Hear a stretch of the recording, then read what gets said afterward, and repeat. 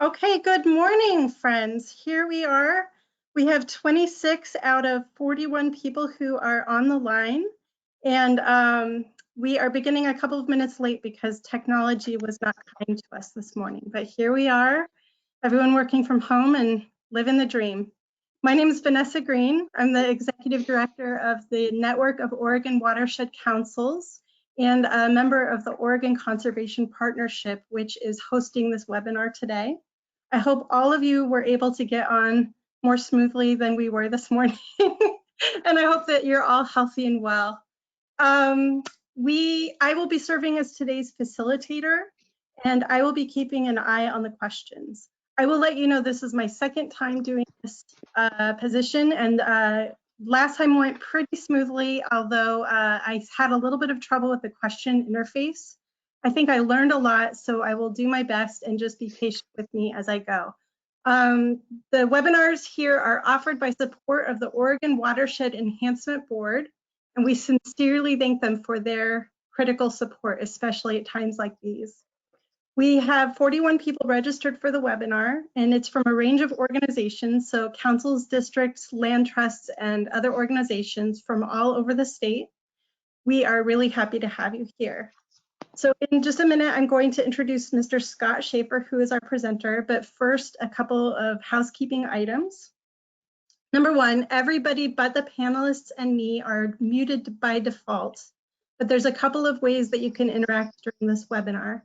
To ask a question during the presentation, you type it into the question box, and I will relay that question to the presenter when there's a good moment to pause.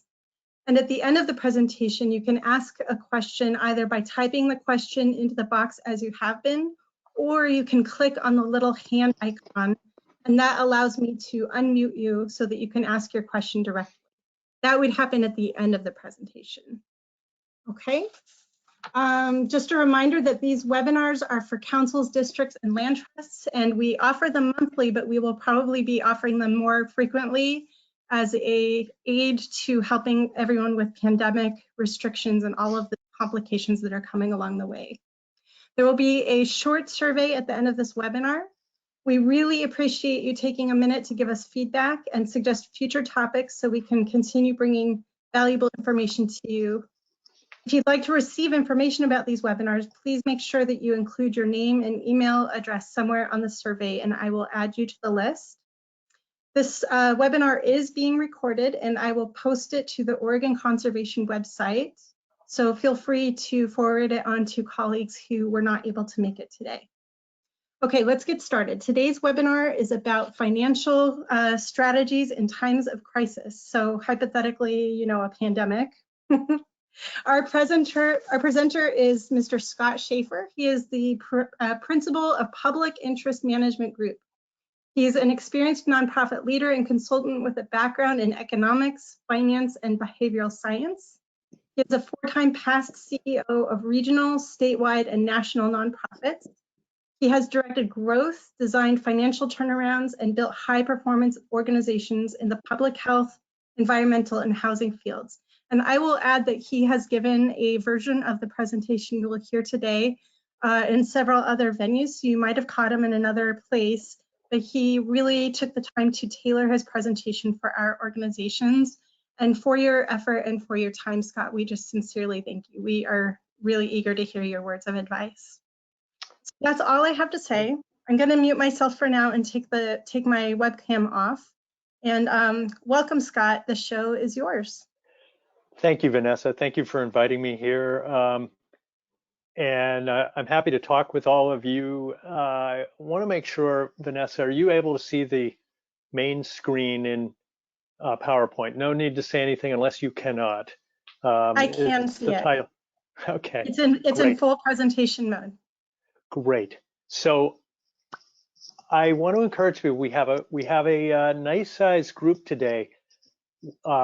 If you have questions, by all means, please enter them. We'd like to be able to discuss them, and there will be certain junctures where I'll ask questions of you. So please share your opinions and thoughts. Sometimes you can be, just entering a few words or a quick question will help. I'm going to go through a a lot of content very quickly, so I'll warn you for that. This is normally a two session, 90-minute each session webinar. And so we're going to cover a lot, and I'm going to take about an hour to do that. So if we need to circle back, you let me know, okay?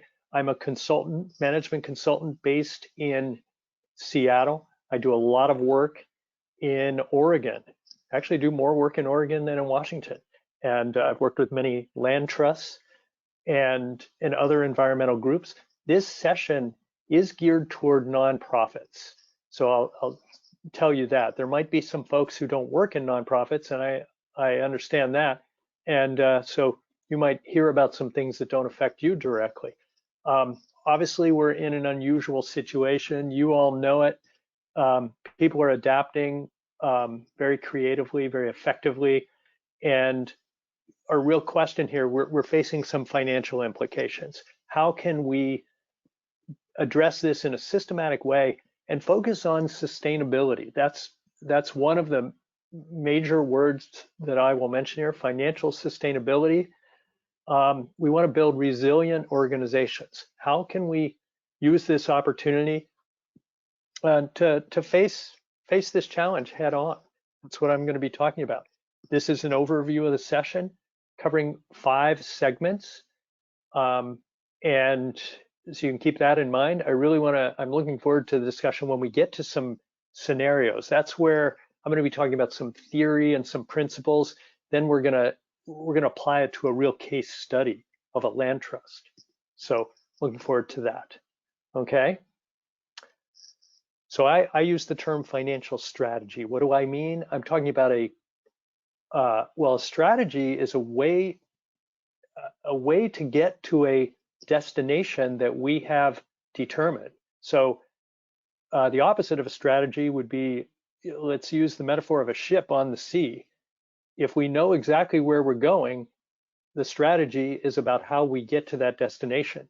If we're on the sea, the wind is blowing, storms are coming, and we're just reacting, that's not a strategy. We'd probably be using tactics, but if we don't really know where we're trying to go, that's not a strategy. So we want to think about a systematic process. I'm a big fan of data-based decision making. Now, in this situation we're in right now, there's a lot of uncertainty. So we have data. How can we have tangible data in a time of uncertainty? And the answer to that is that we can use the data we have to make well-informed estimates. We can make assumptions that are very based on tangible information. And that's always true, no matter how much uncertainty there is. And then I want you to think about these terms, flexibility and agility. We need to be able to make course corrections because we know this is going to be a storm. This is not something that suddenly starts to become predictable in a month or even in 6 months, and maybe not even in a year. So we want to maintain that flexibility and kind of in a way embrace it. Embrace the fact that we have uncertainty, and we want to get really good at adapting. So also want you to think about financial leadership. A lot of you are leaders in your organizations. Leadership in finance, leadership is fundamentally about getting out in front of the challenge. It's about being proactive and building alignment. Now, finance can be an intimidating topic. And so I want to make one thing clear from the start. Financial leadership is not about being an expert in finance.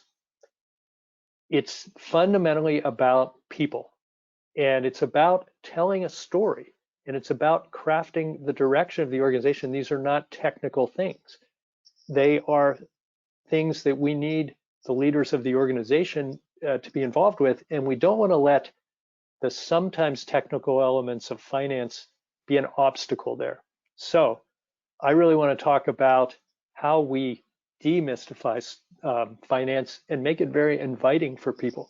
Finance is actually a lot simpler than it sometimes comes across.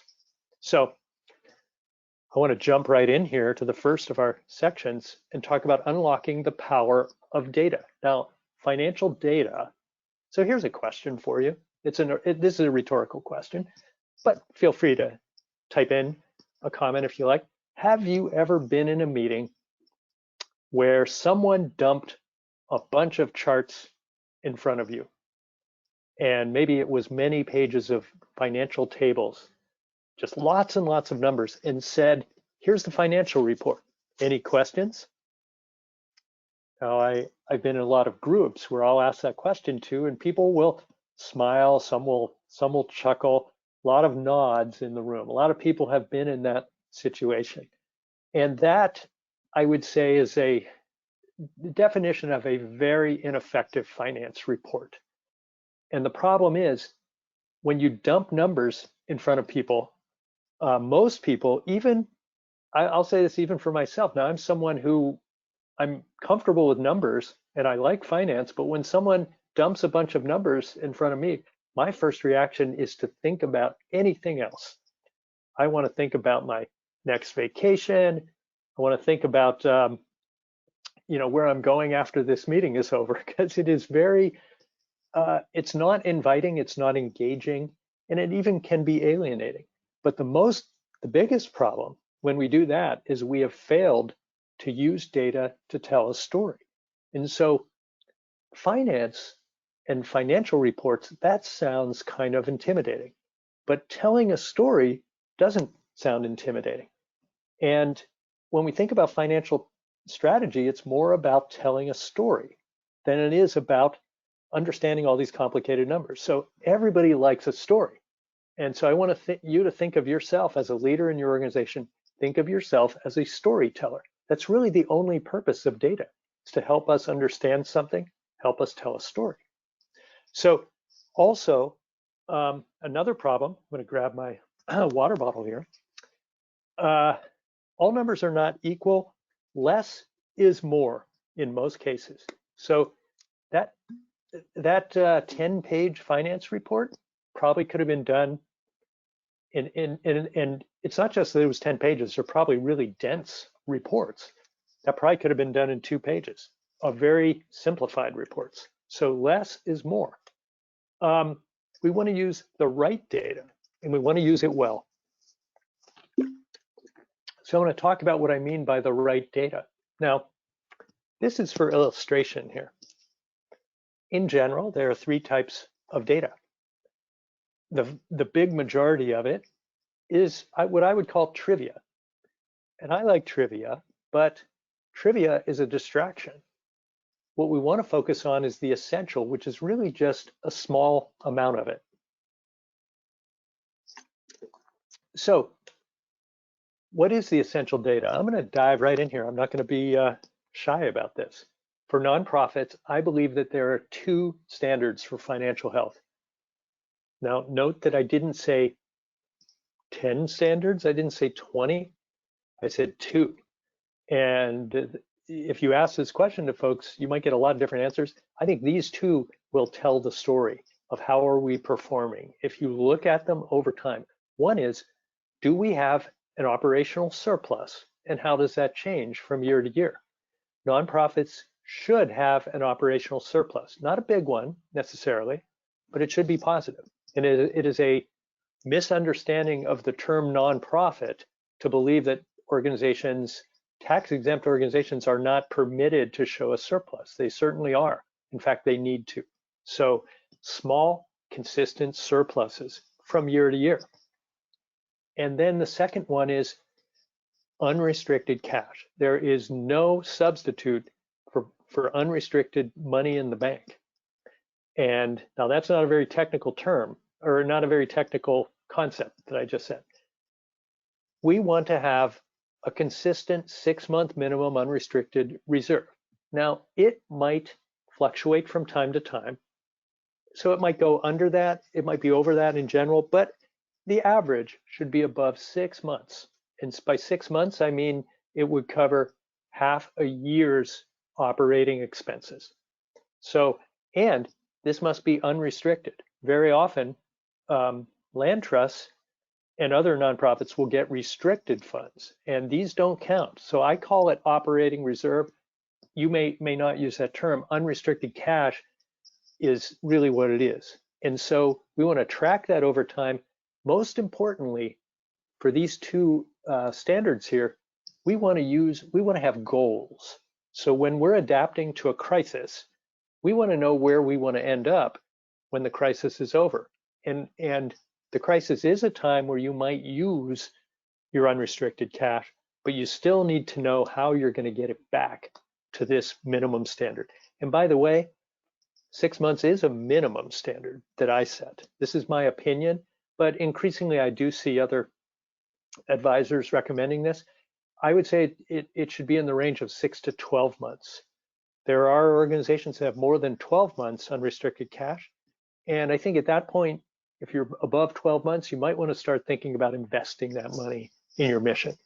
And by the way, if you've got well over 12 months unrestricted cash in the bank, you're in a great position to deal with the crisis right now. And that's one of the reasons you want that reserve. So the thing is, this is a time we might want to use it, but we want to get back to that point. We want to manage it in the meantime, okay? So now, here are 5 important metrics, financial metrics. And again, I pick 5 here. I don't pick 50. There are a limitless number of financial metrics you could consider. I like these. Number 1, how many months of unrestricted cash do you have? And tracking that over time. Number 2, a structural budget surplus. By a structural surplus, what I mean here is we strip away those things which are not inherently predictable to continue. So they're not repeatable, let's put it that way. So if we might have a budget surplus for the last 3 years, but if that was primarily due to the fact that we got a large 3-year restricted grant that is going away, then we still might have a structural budget deficit. And land trusts tend to have very volatile financial statements. There are things that don't repeat from year to year, and it can conceal an underlying structural deficit. Now, it's much better to have an actual surplus and a structural deficit than it is to have an actual deficit and a structural deficit. So it's not necessarily a terrible thing if you have a structural budget surplus, but it's important to know it, okay? And it's important to be able to address it. So again, I want to emphasize the point that you can have a positive bottom line even several years in a row and still have a structural deficit, okay? So think about that. Now, the third metric here is the current ratio. It is simply the division of current assets by current liabilities. You will find those measures on any balance sheet. The current ratio, it should be 2 or greater, and it's something you can see from your balance sheet. It's a measure of liquidity and cash position, and I think it's a useful one. If you see a downward trend in your current ratio, it might mean that you need to think about your burn rate of cash and your reserves. So that's why it's useful. I want to briefly mention 2 others. One is an income risk indicator. This is not something you'll find on any financial statement, but because we're in a situation of risk, we want to be able to gauge what is that risk. And you will have various income streams in your budget. Each of them will have a probability between 0 and 100% of coming in, or coming in on goal, like where you expect it to come. And so the income risk indicator it's something that is an estimate. For example, if you think you're very confident that a large grant is going to come in from, let's say, the XYZ Foundation, are you 100% sure it's going to come in? If I'm 100% sure it's going to come in, that would be the result of a written commitment. If I don't have a written commitment, it's not 100%. So is it really 50? Is it 75? Whatever it is, you can apply that income risk indicator in budgeting and in monitoring what's going on. So basically, it's a way to help mitigate risk. So But again, it can be very simple and it's not technical. It's something that you and your team can come up with. It's also a way to be more conservative in budgeting. Finally, specifically for land trusts, the stewardship fund indicator. Now, many, if not all, land trusts need to have a stewardship and legal defense fund. Some call it the stewardship endowment. This is simply a restricted fund, or it can be board designated fund that is used to support stewardship activities. And at any point in time, that fund will have a certain amount of money in it, and we want to compare that amount of money to what the full funding standard is. How do we know the full funding standard? Well, that's an interesting topic that I don't have time to get into here, but the Land Trust Alliance does have calculators to help determine that. This is a number, it's a percentage, and most land trusts it's a percentage under 100%. And we want to know where we are. Now, this is not the time to worry about your stewardship fund. I think you want to worry about your operations more than your balance sheet in general. Well, with the exception of unrestricted cash. So I wouldn't worry about the stewardship fund. You might even want to tap into it at this time, but you want to do that with eyes wide open and have a longer term plan to build it. Okay? Here's a question for you. What metric would help you make better decisions? Anything on this list come to mind, please type it in. And Vanessa, if you could let me know what people say.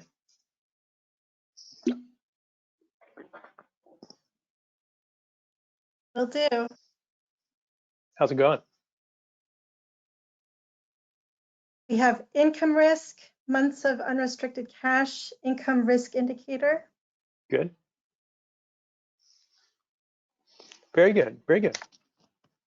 So let's keep thinking about these metrics as we move forward. We want to basically use these metrics to define our goals on the other side of the crisis. So we want to be thinking about how do we get to the other side? Numbers can tell a story. In fact, that's the only purpose of numbers. And that brings us to section 2. Scott, before you move on, can I add something somebody wrote? Yes. We track a lot of different levels: old restrictions on reimbursed funds, line item versus general project restricted, etc. What was the first part of the question? I think he just gave a more detailed answer to your question. He said, okay. Yeah. We track a lot of different levels: old restrictions on reimbursed funds, line item. Yeah, that is such a good comment. I think we could have a whole discussion. We could do a whole webinar on restricted funds and how to manage those. It's very complicated. It's actually an area where nonprofit accounting is much more complicated than for-profit accounting. And managing those restricted funds is very important. And it varies from one organization to the next. But I'll just say this, one comment. Some restricted funds can behave like unrestricted funds. Those are my favorite kind. Those restricted funds that come in for things we would have been spending money on anyway.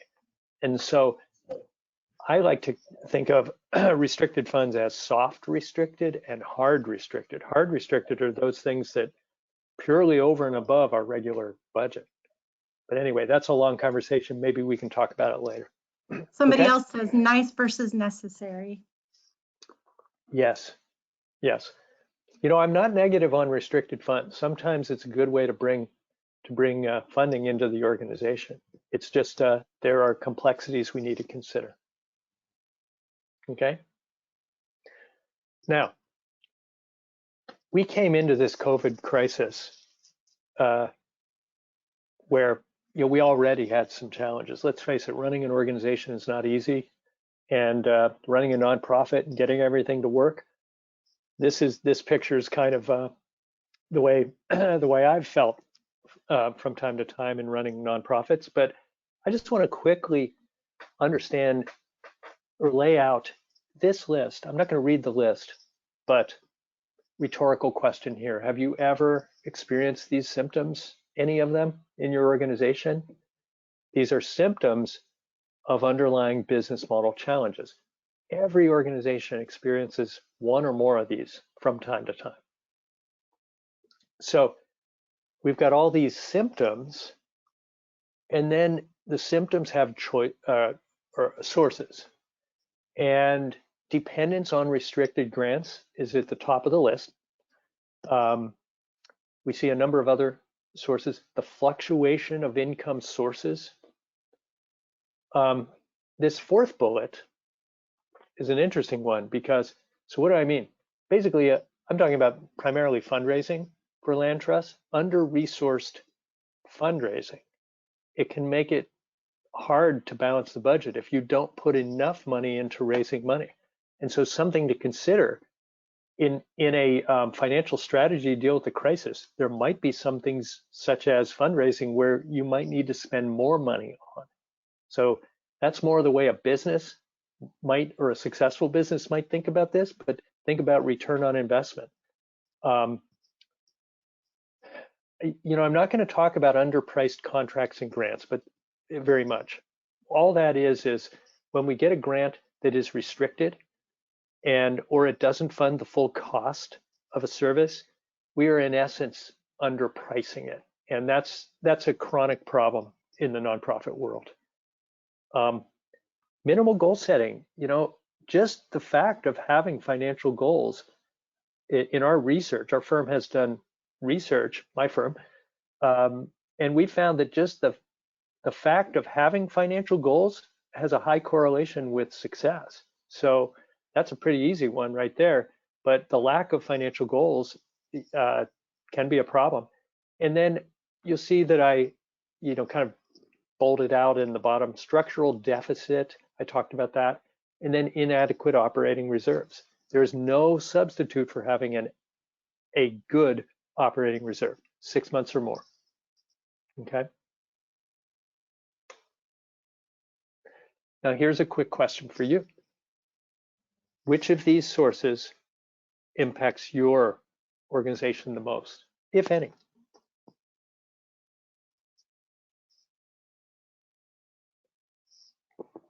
You seeing anything, Vanessa?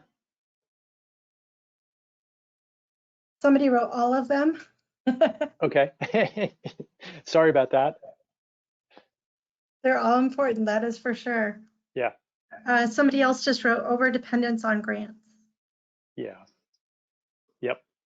Minimal financial goal setting, structural operating deficit. Yep. Structural deficit is common. Dependence on grants, that's an interesting one because that implies if you have that, then a good financial strategy might look at diversifying your income streams. And you can think about that in a time of crisis. I mean, the most important thing is to keep funding coming in, but think about how we would diversify streams. Usually the best way to do that is to focus on getting individual donors, but that's not easy in every community.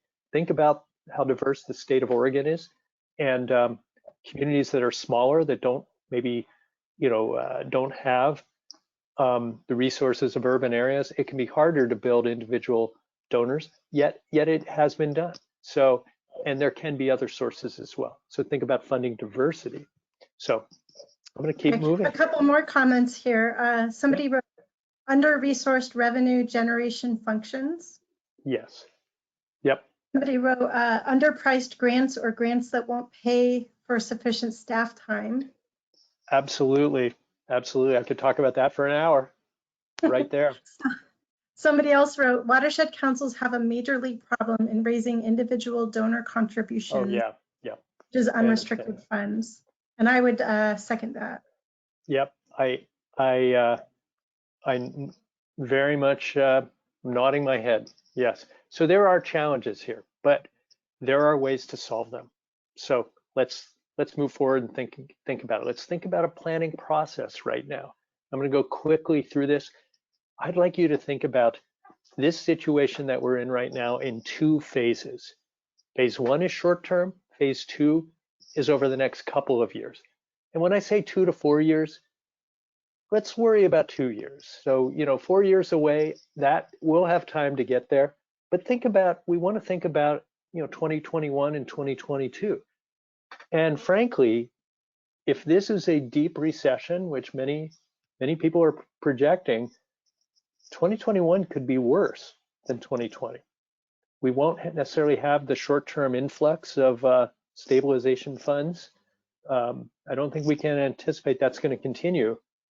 2021 and even 2022, we could see a very challenging funding environment. You think about the different funding streams, all of them can be affected in different ways in a recession. Things like government funding can be delayed and can be affected for several years, even in a modest recession. So we need to be resilient and plan for these things. But phase one is short-term action. We should land at a send-off point for phase two. So I want to talk about scenarios, and I'm going to even show you some. When we think about scenarios, we normally want to think about something along the lines of optimistic, pessimistic, and something in between. And here, I think where we are, we kind of have the baseline of where, if we continued our current trajectory, the scenarios we need to consider, to be very blunt and simplistic about it, are bad and worse. And then I'd like people to think about a different outside the box scenario for your organization. It might not be feasible, but sometimes it's a good exercise simply to think it through. So I'll give some examples of that as we look at a case in a few minutes. Okay, here's a process for financial strategy. I'm going to show you the slide. I won't read it, but I want to give you a minute to digest it. Notice number 4, building alignment. That's where leadership comes in. It's not a financial task per se, but to have a good strategy, we have to have the group aligned. The group could be the staff, the board, and sometimes other stakeholders as well. Now, I think about strategy this way. Organizational strategy is one holistic thing. It includes our programs and services, basically the mission-related activity we do, as well as the operations, as well as the financial elements. It's all one thing. So let's think about short-term planning now. What would that phase one approach look like? We want to take immediate stock, and we want to consider the indirect impacts and opportunity costs. Our opportunity cost is simply this.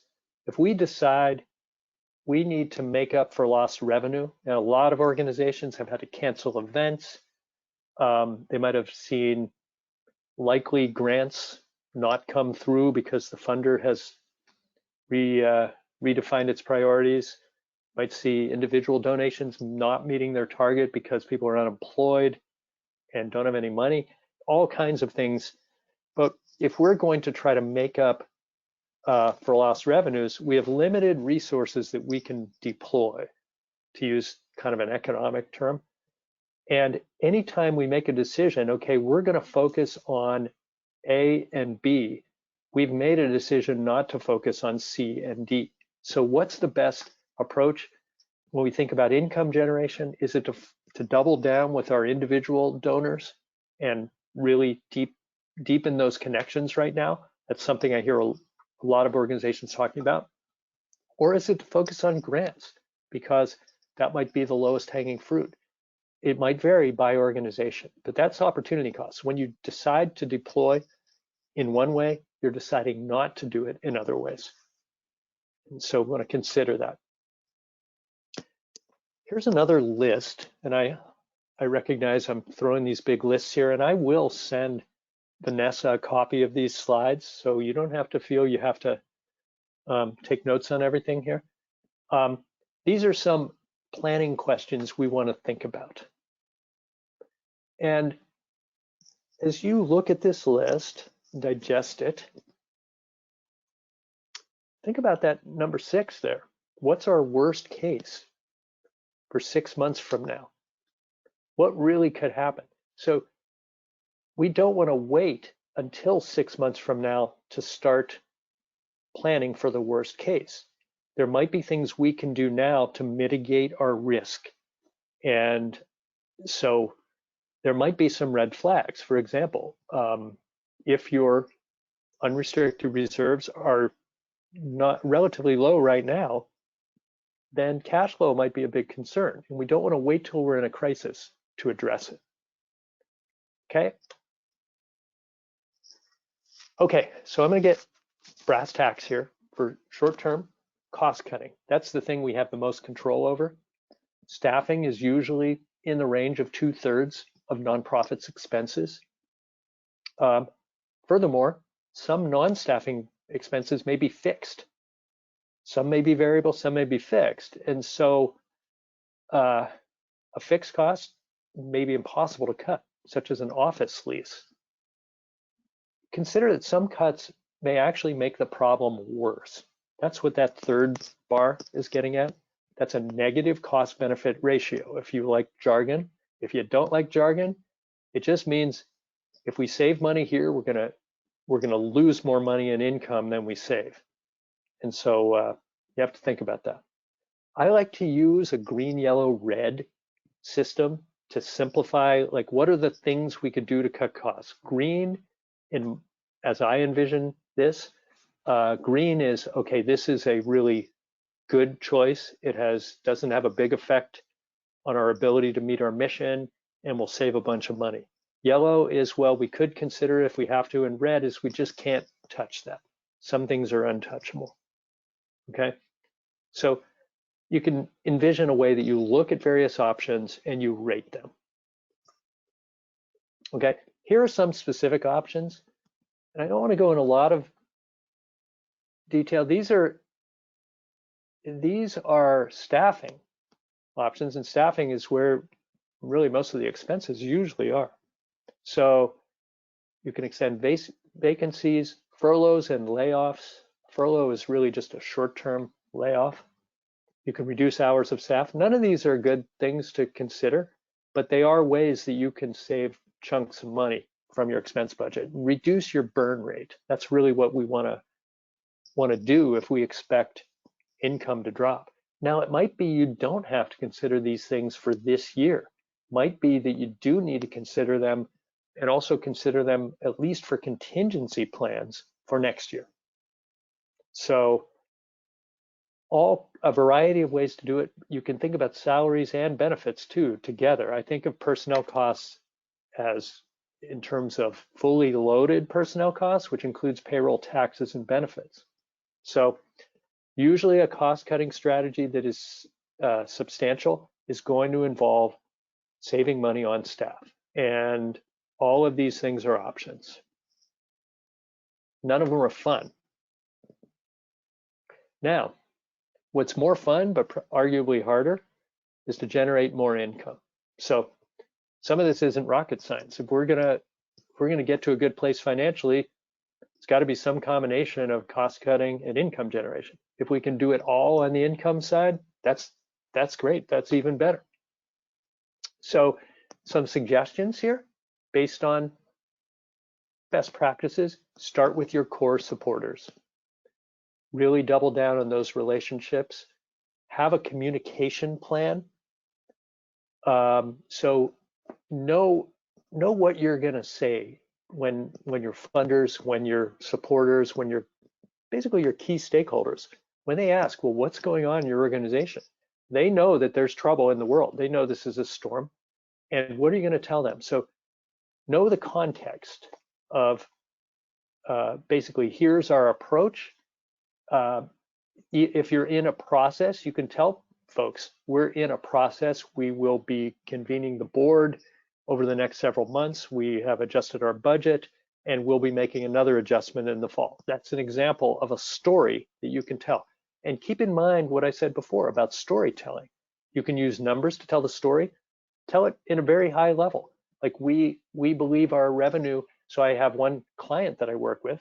I am a consultant primarily, And I work with clients to develop financial plans. I have one client, they just projected their revenue will be down by 34% this year. And so if they know that, that's the beginning of a story that they can tell their supporters.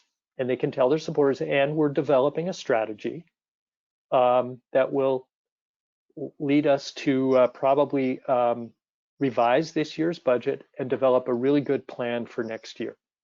So that is a way you can engage your stakeholders in your story. Even if it's not a great story, it can build confidence.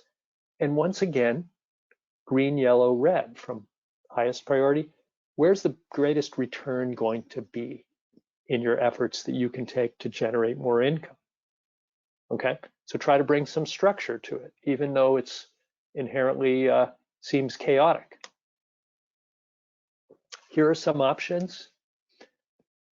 I'm curious, has anyone considered any alternate means of raising money at this point in time? Please type in your thoughts there.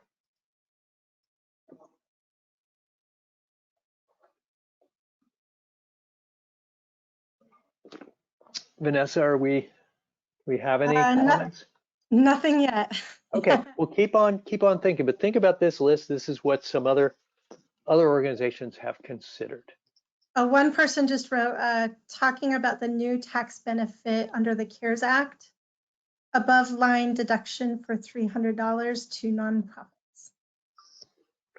Is that, so that's a new tax incentive to donate to nonprofits? It's a new incentive under the stimulus things coming out of Congress. You know what's amazing? I do this webinar a lot, and the information has been coming out, and people are focused on other parts of it. I was unaware of that. So I learn a lot from these sessions. So thank you. Yeah, publicizing that and letting people know. Excellent. Yeah. Well, yeah. We'll keep. If you get other ideas, keep thinking about them. I think we just addressed that one. So what I'd like to do, and we'll have time for discussion and questions here. I'm going to get into. There's just a couple other things I think people needed to dwell on your thought. Somebody wrote, we mentioned that in our e-news as well. I think she's referring to the tax benefit maybe. Phone calls to donors to simply say thank you. So not necessarily a fundraising ask, just to remind them. Thoughts about asking an individual donor to give us a challenge gift to mobilize others. Those are great. Yeah. Yeah, I'm a fan of challenge gifts. It's a very clear incentive, motivates people. You know, there's no substitute. I said there's no substitute for money in the bank. There's also no substitute for personal connections with donors. Something like a phone call saying thank you, especially a very timely phone call to people, but even just checking in, someone who gave 6 months ago, a phone call often from a volunteer, it means a lot, even if it was a voicemail message. You know, at this point in time, we can't meet with people in person. I think folks understand that. You can actually use that to your advantage sometimes, where a phone call is almost as personal as we can get, and a handwritten note, those things matter. So yeah. And you know, it's interesting because we're talking about financial strategy. A lot of these things are not about finance, they're about people. They're about engaging people, either on our team or with our donors and so on.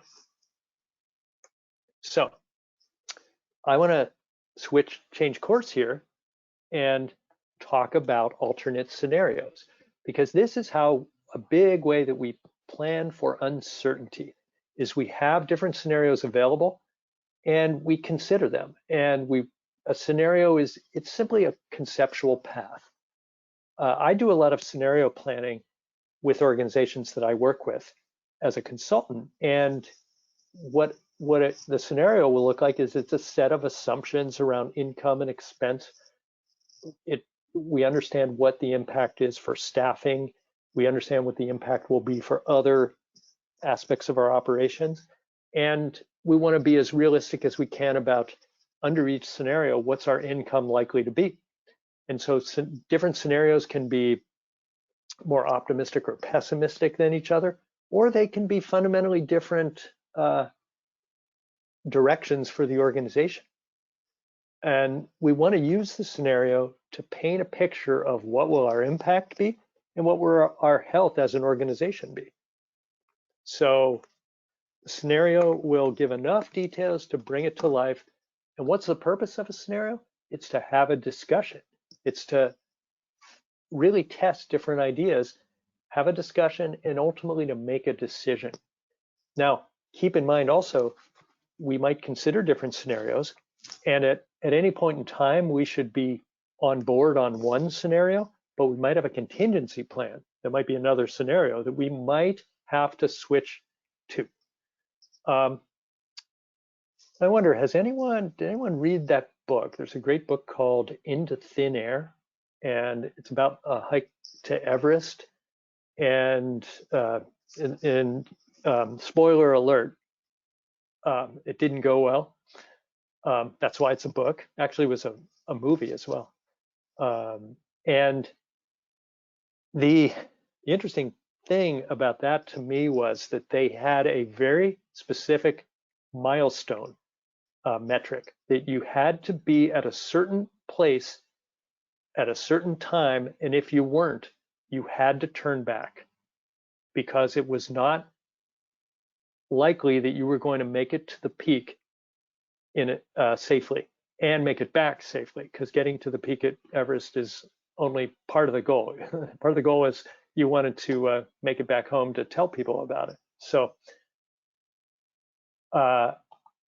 knowing what those kinds of milestones are so that you can go to a contingency plan, that's something to think about here. But now, so let's take a look at these. And by the way, yeah, this is one way to think about, well, what kind of scenarios should we consider? Bad might be a mild recession. And by mild, I'm really not talking mild, I'm talking about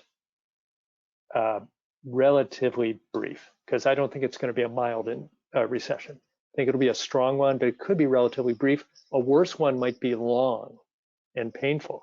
And then a different scenario, something outside the box. So here's an example. I've made up a land trust. There are underlying truths here, but this is a fictional organization, Ultra Lake Conservancy. By the way, there's so many, as I was thinking about my fictitious land trust, it was hard to find a name because so many names are already taken. Anyway, Ultra Lake is not taken if you want to start a land trust. I don't own a copyright on that. So here is a condensed statement of operating activities. To me, this is an example of what I would call kind of a smart operating statement, because it has relatively little information on it. Now, obviously, these numbers are rounded. They're not real numbers, but they show how we can get a snapshot of just a handful of revenue line items, and I use income streams there, and then a handful of expense line items, where I try to compress things, personnel being the most important one. We can also track them through a 3-year trajectory, so we get a bit of a trend line here. So now, in looking at this, I'm seeing a bottom line that is close to break even. And right off the bat, in looking at this, I can tell you this organization has a structural budget deficit.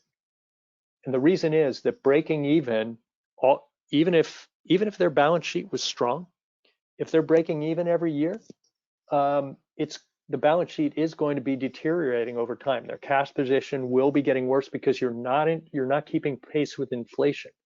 So already, just seeing this one statement, I can see this organization has a problem. On the other hand, they are growing, so something good is happening here. They're growing, but also you see that they were expecting in 2020 a big jump in, for example, individual income. And I wonder, is that realistic? But they're expecting a lot of growth this year. And they're expecting growth coming from a base of a structural deficit. So as a financial consultant, I'm a little concerned when I see this. Now, Okay, and that, by the way, was a statement of operating activities. It's also called the income statement. It's also called the P&L, all the same thing. Now this statement of financial position, that's the official name of the balance sheet. And basically QuickBooks or any accounting system is going to spit out a balance sheet that looks something like this. Balance sheets are pretty standard, whereas operating statements, not so much. So the balance sheet, it's going to tell us the current assets. There's a kind of a lot of information here. Here's what I look at when I see a balance sheet. I want to go straight to cash and cash equivalents. And I want to look at that number. If you look at that row, it starts with 345,000 and then it goes from left to right. It's going down. It's going down by a pretty big chunk. Not only that, when we compare that number, so let's do ballpark math. $200,000. They've got about 200,000 in cash. And that's, keep in mind, like most balance sheets, this does not tell you how much is unrestricted. That's what I really want to know. That's my pet peeve with most financial statements. They don't tell me the most important thing. And it's drawn audits too, unfortunately. But let's pretend all this cash is unrestricted. Almost certainly not the case, but let's say it was 200,000, and I'm going to go backwards one slide. Let's look at their expense line item. It's about 1.1 million a year. Let's do very rough math. If it were 1.2 million, then they'd be spending, their burn rate is $100,000 a month. That's how much it costs to run this organization. And they've got less than $200,000 projected in cash at the end of the year. So they've got right now less than 3 months cash, and it's going to be less than 2 months. So it's not only not healthy, it is going in the wrong direction. Plus, if we really understood how much of it was unrestricted, the story would probably get worse. So I'm looking at this organization right now, and I'm thinking we're starting from a position of weakness, even though they felt that they were growing. I'm going to go backwards one. These guys are growing, their revenues projected to increase. They actually had a good year in 2019. But now the economy is bad and they've got to adapt. So let's look at some scenarios that they could consider. Okay. Here's scenario A. This is let's call this the bad scenario. It's it's actually a little optimistic because it assumes we'll have a quick recovery. Now, I've highlighted some things. This is what it looks like in our scenario, and note that I'm projecting forward for a few years. And we're trying to take a sober estimate on what's going to happen to our income sources. I've highlighted some cells that are changing. We see individual income, corporate income going down, special events way down. Personnel costs, we're going to save some money in personnel, and we're going to go down even more next year. So our expense budget is actually dropping quite a bit from where it was in 2019. And look at these bottom line numbers. That's why, by the way, you want to use financial statements to tell a story. So I colored the bottom line in a more bold color to draw the eye there. And you see all these negative numbers. So even though we're cutting, we're doing what we can on revenues, we see negative numbers. And that's what we've got. You know, the scenario is kind of, it's neutral. It's not trying to be our friend. It's not an optimistic take on this. It's trying to be realistic. And that's what we've got in scenario A. Scott, Now, somebody wrote in and said, can you review that again just a bit more slowly? I would suggest if that, do you think, could you just summarize what you take, like your takeaway message or your main points from those two slides? yes, I can. And I do apologize because we are going through quickly on these, and I'm showing you a lot of numbers. So keep in mind, you can get the slides and you can look at these. In this scenario, we are projecting lower income. Income is going to dip this year and even more so next year. Our expenses, we're cutting them. You know, we're cutting them a bit, but we still have a negative bottom line. And the negative bottom line actually gets worse next year. So here's what I'm concerned about this scenario is that our cash position was weak to start with. And we've got a scenario where the organization projects losing even more money. So, and keep in mind, this was relatively optimistic with regard to the economy. So this scenario looks a little iffy to me.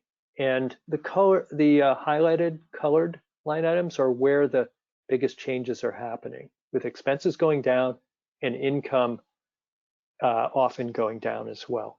However, notice in government in the green cell, that's the one place where income went up. That's because they have an infusion of government funds this year only. Okay? Scott, there's a couple more comments. Can we pause for those? Sure. Somebody wrote, in this example, how do you assess a situation where a lot of personnel costs are paid through program, i.e. non-operating funding?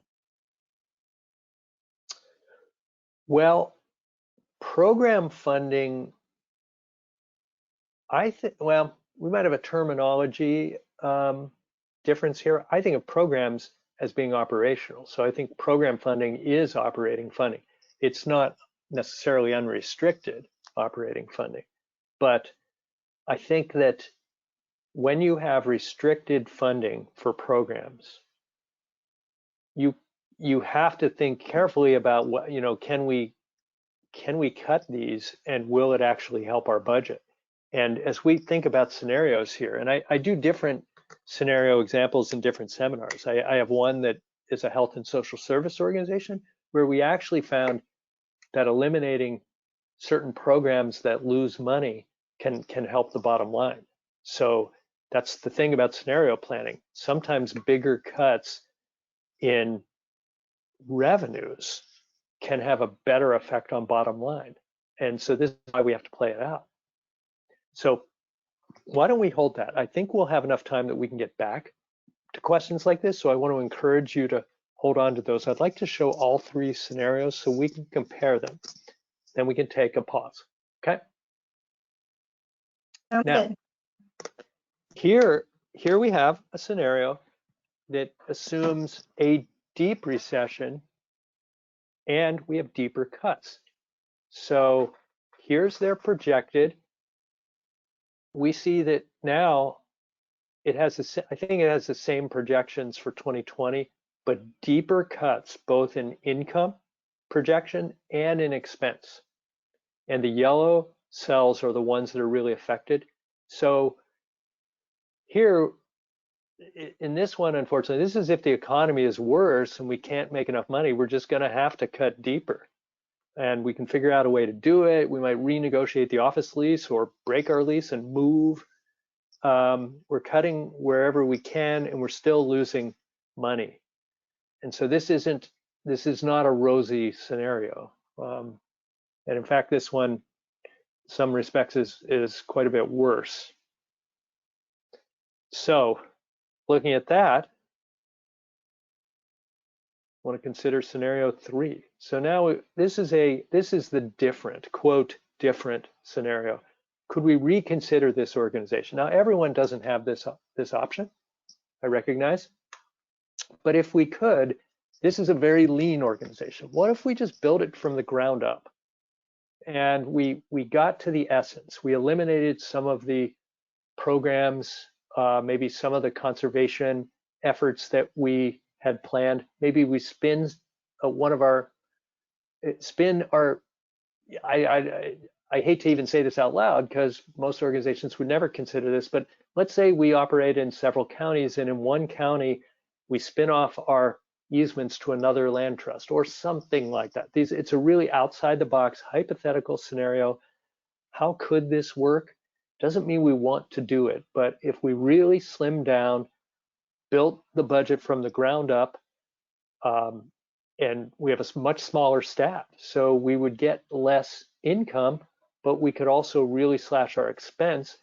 And we see here that there is a path to break even and even make a nice surplus and start to build that operating reserve in 2023.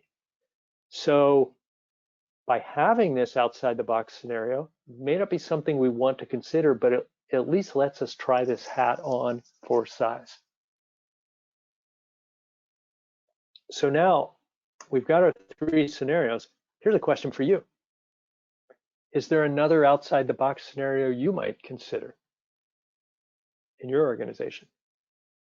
Okay, pause for a second. I think people need a second to type. Yeah.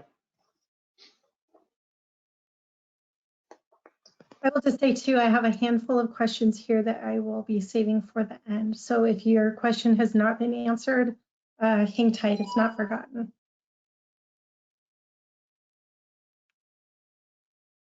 Okay, somebody wrote, our philanthropy team has been calling every donor, starting with those in our top tier first. I think that was a comment from earlier, but it's applicable here again. Yep. Let's see here. It says, oh gosh.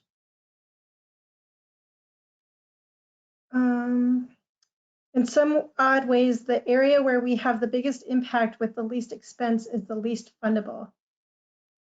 And then they said in parentheses, advocacy. Yeah. Yeah, that's often true of things like advocacy. There's not dedicated funding out there, so it requires unrestricted funding. That can be appealing to individual donors, though, and sometimes major donors will support advocacy. So it's challenging. Another thing about advocacy is sometimes it can be done relatively inexpensively compared to like an elaborate conservation plan. Somebody else wrote, having on-site childcare so that staff can work. I like that solution. That's cool. Somebody wrote, program funds typically coming from restricted grants mean revising goals and objectives and or extending deadlines. But in doing so, we keep staff at a minimum level. Yeah. By the way, I am familiar with, I have one client now that has done this successfully. This is a time where you can consider going to your grant funders and asking if they would consider releasing the restrictions on their grant. That's not an alternate scenario. That's a tactic that can help you manage. By the way, another outside the box scenario that some organizations are talking about is merger or some other kind of strategic partnership with other organizations where they can share costs, maybe strengthen programs, look at the value proposition of their organization. So merger is one form of that. I do work on mergers as one area of my consulting, and I would say that sometimes mergers are a solution worth considering. Other times they're not necessarily a solution to a financial problem, but they can be. It really depends on circumstance. So keep the comments coming. Here we are. We're at Q&A, so perfect timing. Well, in that case, I will interrupt a minute and say you guys have all been super on top of asking questions, and it seems like you understand the technology for it. So high fives all around. I will add in that there is a feature where you can click on the little hand in your dashboard, and I see that, and it means your hand is raised. And so then that enables me to click on your unmute. So cool. If you have a question to ask that you want to ask yourself, go ahead and click on the hand. In the meantime, I'll read through my list of questions and give you time to do that. Sound good? Yeah. And if anyone would like me to back up to a particular slide, I would be happy to do that. Okay. So Scott, I just have a few here, and I'm going to go from the top down. One person said, the development of individual donors in an economically divided area can be a challenge to our equity strategy when those who can contribute tend to expect greater services when our equity strategy points us to poorer areas. I think that's a great question. Yeah, yep. Yeah, and something to think about is how the organization communicates its value proposition. So how do you communicate what's the benefit of focusing on those more economically challenged areas and populations? How does that benefit the areas where there are more resources? And how do we communicate that? Okay, the next question is, why wouldn't you balance the budgets in each scenario, i.e. based on potential revenue, cut the expenses accordingly?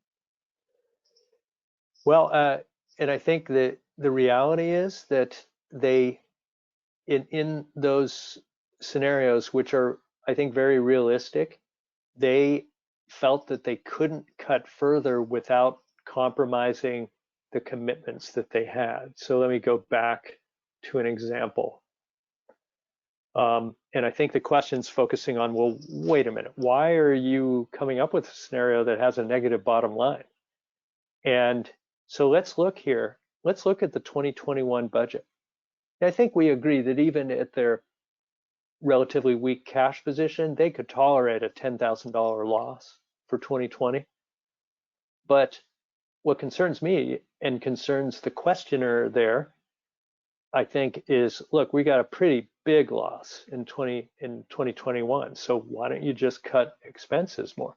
And I think the reality is they have some fixed costs and they have some obligations. So they're trying to figure out, how can we meet our obligations? And with the resources we're likely to see here, and if you start, I mean, how would you cut 45,000? It's not going to be easy there. Occupancy, they probably can't touch.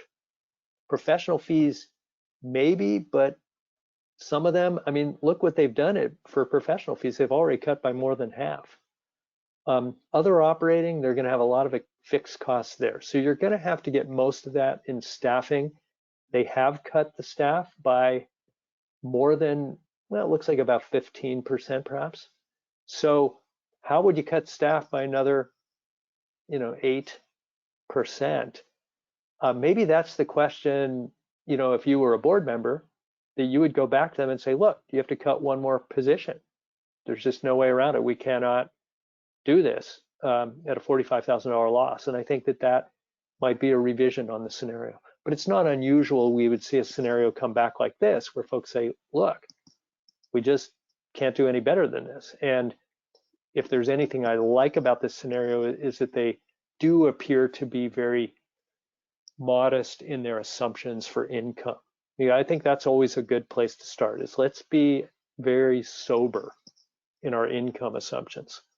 And so, yeah, I think it's a tough pill to swallow, to lose $45,000 a year for the next 2 years.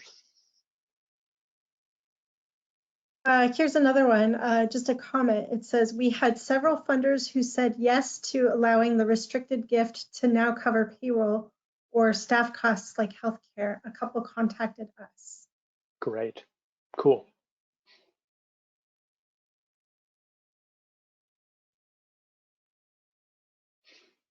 Okay, next one.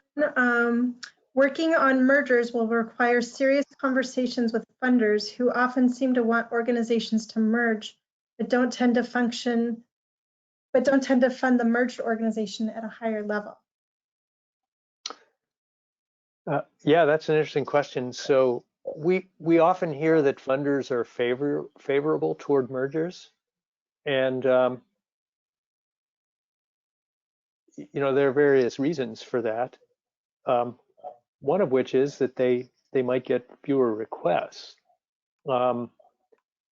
So it is a good question to ask. So would a funder give us more money if we merged? Well, that funder that's interested in merging, I think what I would recommend doing is evaluating merger as a scenario on its own merits. And there might be other funding sources that might improve as a result of a merger. That's possible.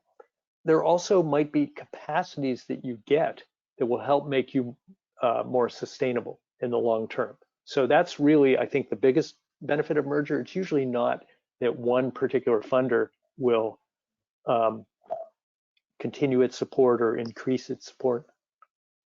It's worth considering, though, because sometimes you put you put A and B together, and let's say A and B are both pies, think of a pie chart for your funding, merge them together, and you get a pie that ideally you'd like to be bigger than the original pie. And what we're hearing is that, well, at least with regard to one major funder, the pie could be smaller.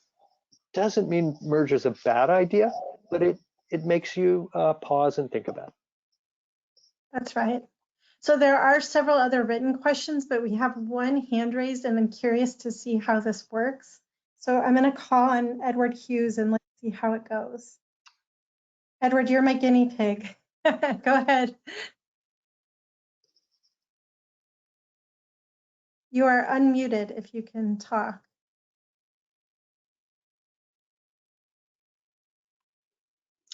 We're not hearing Edward. Oh boy.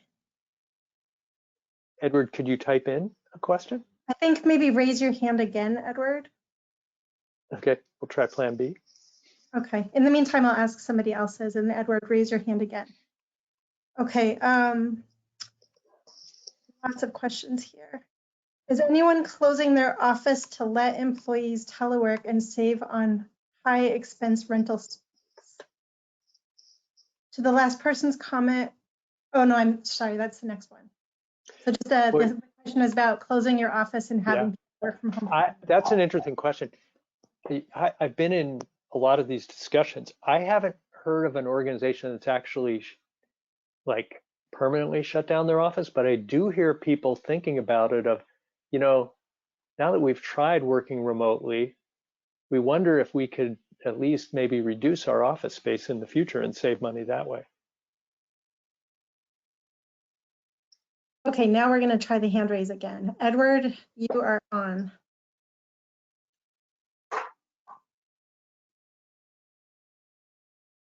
Edward, are you live on the mic? It says he's self-muted. Can you unmute yourself, Edward? Boy, technology. I'm sorry, guys. I'll work on hand raising on my own time. In the meantime, Edward, can you type your question in? Yeah, okay, we'll make sure we address it. Okay. In the meantime, here's another question. To the last person's comment, I think the key, as Scott alluded to, is to tell the donors how their dollars are working in their community to help those who most need the help. People get a lot of intangible emotional value out of knowing they are working on a solution for others. Yeah.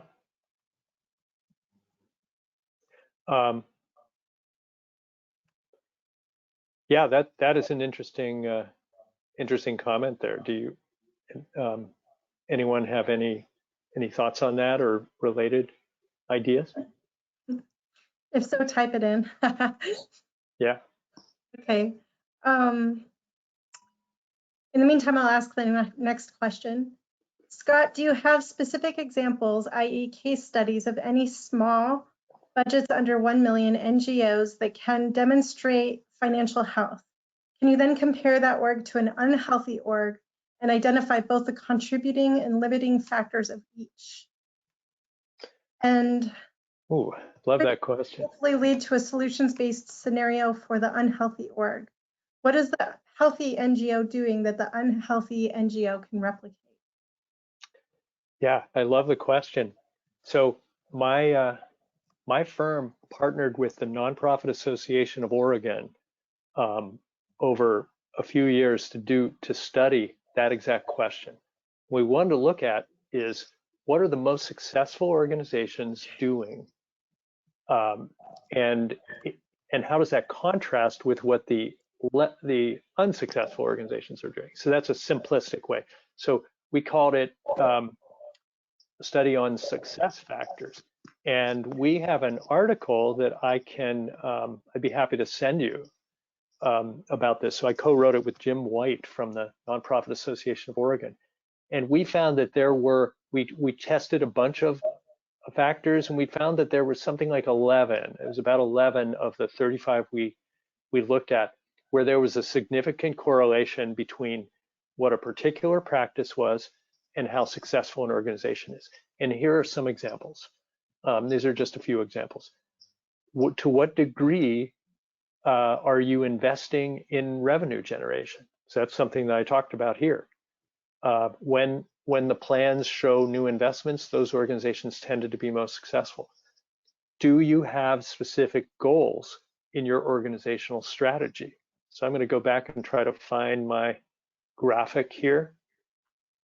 So here's a picture of organizational strategy.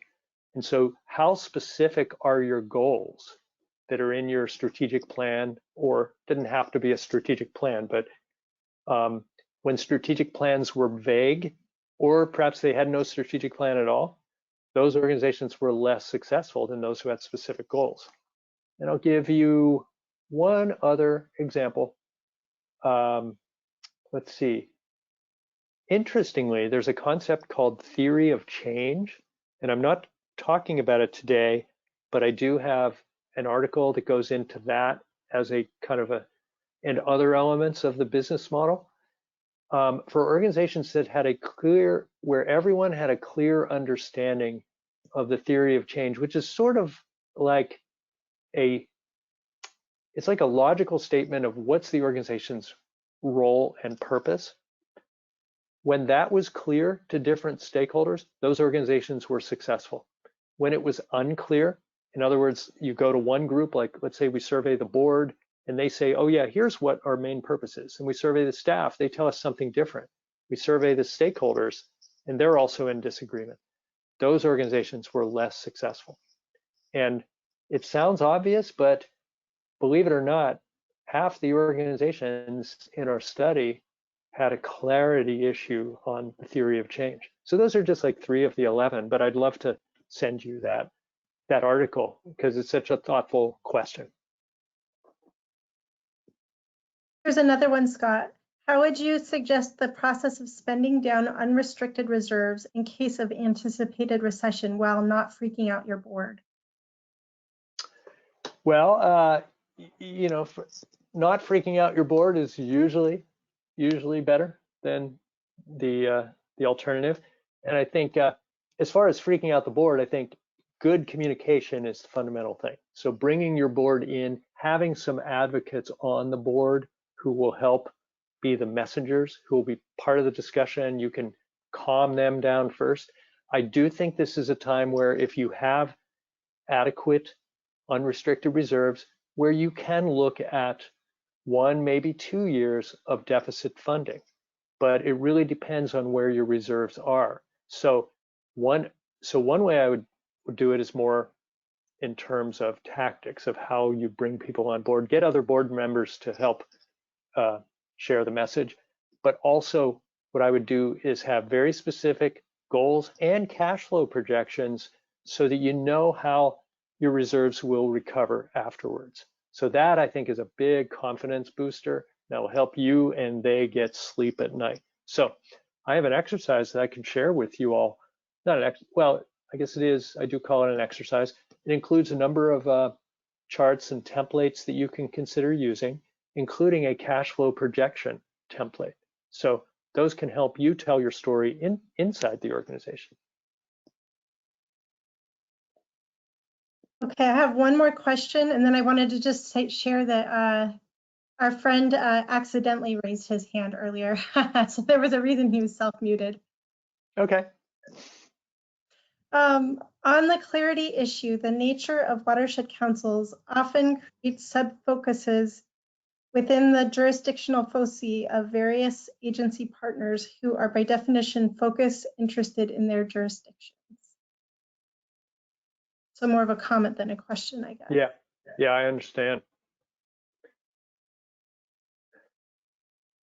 Yeah, you know, a lot of this I think comes down to how do we communicate about the value that our organizations are adding to the community and how important the work is in the context of the person on the other end. That's where telling a story is so helpful. It doesn't have to be all about finance. Sometimes it's about here's why what we do is so important. Here, we might have a financial strategy, and the financial strategy, big part of the story might be here's how this is going to enable us to continue doing what we do, because so much would be lost if we weren't doing it. Scott, I have not been able to Google on the side during this webinar, but somebody is wondering if they could, if you had to guess where they could find reliable information about the tax benefit info that we talked about earlier, what would you guess? I would start with the Nonprofit Association of Oregon. I find them to be a great source for information. And I'm not specifically aware of that, nor am I an expert in the tax benefits, but they have a lot of information on their website.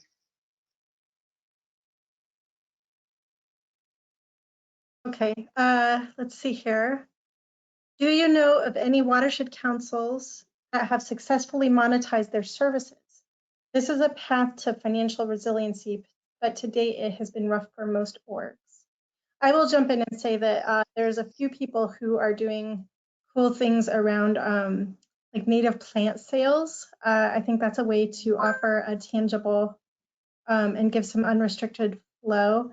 And then I want to give a shout out to Columbia Slough Watershed Council also, because they just did a really fancy job of turning their annual gala into a virtual annual gala, and Cool. really, Yeah. their presentation and web presence on. So nice job, Columbia Slough. Yeah. Well, Vanessa, we might have time for one more question, but I think we're at just about at the wrap-up spot.